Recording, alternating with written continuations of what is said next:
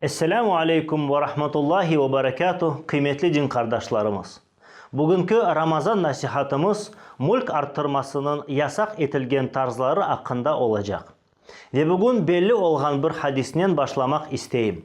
El-Bukhari, Müslim ve Ebu Davud Huzeyfe İbnül Yaman'dan şöyle bir hadis getirilir. Adetince insanlar Resulullah'tan sallallahu aleyhi ve sellem hayır hakkında soray edilir. Men ise o benim başıma gelir dep korkanımdan yaramay hakkında soray edim.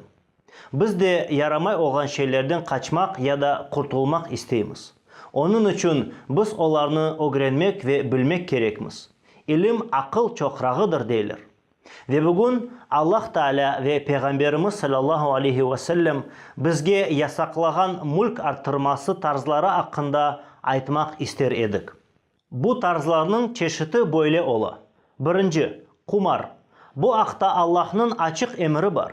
Mesela El-Maide suresinin 90. ayetinde Rabbimiz şöyle buyuruyor. Euzu billahi mineşşeytanirracim. Bismillahirrahmanirrahim. Ya eyyühellezine amenu innemel hamru vel meysiru vel ansabu vel azlamu ricsun min amelişşeytan. Fectenibuhu leallekum tuflihun. Ey iman etkenler! İçki, kumar, kurban taşları ve fal okları bu şeytanın pis işlerindendir. Onlardan çekiliniz. Belki de siz muvaffakiyet kazanırsınız. Şüphesiz coşkunluk her bir oyunda vardır. Lakin neticesi şüpheli olan oyunlar dinimizde yasak. Kumarın en esas niyeti bu kazançını ya da maddi zenginliklerini çıkarmak. Kumar oyuncularının marifetine göre tesadüfke bağlı. Hem koyulgan paralarının miktarı esassız değişmesi mümkün. Bununla beraber esas merak oyunun ketişatine değil onun neticesine bağlı. İkincisi, faizcilik. Bunun hakkında Kur'an'da birkaç emirler var. Allahu Teala Bakara suresinde şöyle buyurmakta. اَلَّذ۪ينَ يَأْكُلُونَ الرِّبَا لَا يَقُومُونَ إِلَّا كَمَا يَقُومُ الَّذ۪ي يَتَخَبَّطُهُ الشَّيْطَانُ مِنَ الْمَسِّ ذَلِكَ بِأَنَّهُمْ قَالُوا إِنَّمَا الْبَيْعُ مِثْلُ الرِّبَا وَأَحَلَّ اللّٰهُ الْبَيْعَ وَحَرَّمَ الرِّبَا. Faiz aşağanlar tek şeytanın çarpkan kimsenin tirilmesi gibi tirilerler. Bu onların ticaret faizcilik gibidir aytkanları sebebinden. Lakin Allah ticaretini ele al, faizcilikni ise yasak etti. Bu yasak faizciliknin bütün çeşitlerine tarqala. Hem büyük hem kiçigine. Hiçbir yaxşı niyetli sebepler bu yasakni bozup olamazlar. Çünkü Allah'ın rızası onun kanunlarını bozup kazanılmay. Bank faaliyeti hakkında desek, bugünkü günde bu daire çeşit türlü faydalı vazifelerini içinde birleştirdi. Onların arasında para yollama, emanet ödeme, kabul etmesi. Belki İslam iktisadı şartlarında başka bank amelleri peyda olacak. Faizge kredi veru meselesine gelgence bu istisnasız ve şartsız yasaktır. Üçüncüsü, hesapta aldatu.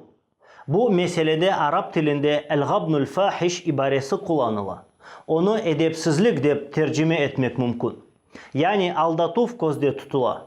Bu fiyatlarını anlamayan müşterige fiyatını karadan ziyade artırması ile bağlı olması mümkün. Umumen ticaret bu satıcının pahalıca satmak ve müşterinin ucuz satıp almak ıntılıvıdır. Bu vaziyet normaldir. Lakin mında fiyatını karardan ziyade artırması ya da düşürmesi hakkında laf geti. Orta fiyatını satıcılar ve müşteriler özleri tespit eteler. Davalı meseleler mahkemede çözülür. Dördüncü, dolandırıcılık. Dolandırıcılık bu malın eksiklerini ya da sahteliklerini gizlemek. Sahte malını satmak yasak değil. Mesela belli resamlarının kopya resimleri. Lakin müşterige bunu evvelden bildirmek gerek. Müşteri tarafından da aynı vaziyet. Eğer o eksiliği olan bir şeyini tolemege istese, satıcını haberdar etmek mecbur. Bu mesele çok İslam metinlerinden tasdiklanır. Mesela böyle hadis. Hakim İbn Hazam'dan Bukhari bildiriyor. Peygamberimiz sallallahu aleyhi ve sellem dedi: satıcı ve müşteri dağılganlarına kadar serbestler. Eğer namuslu olsalar ve mallarının bütün eksiklerini gösterseler, herkes özünün ticaretinde razılık alır. Eğer aldatıp gizleseler, ticaretlerinde razılıktan mahrum olurlar. Beşincisi, inhisar veya ihtikar, monopoli. İnhisar bu malının fiyatı yükselmesi vaktinde onu pahalıya satmak niyetinin aselet o malını toplamak. Bu mesele tek insanların belli bir malını satın alması zor olan vaziyetke ait. Aksi şekilde bu ihtisar dep sayılmaz. Mesela birevi uzak şimalinin adasında bütün mallarını satın ala. Son bu adam bu vaziyetten faydalanıp fiyatlarını köteri. Nevbetteki mal partiyası tek deniz buzlardan irigen son bayırge gelecek. O zamangaca herkes bu satıcıdan satın almak mecbur. Bu inhisarının misali çünkü insanlar için başka yerden mal almak imkansız ve fiyatının artılığı tek bu sebepke bağlı. Başka mesele koy etinin fiyatı Kurban Bayramı'na yakın pahalışı.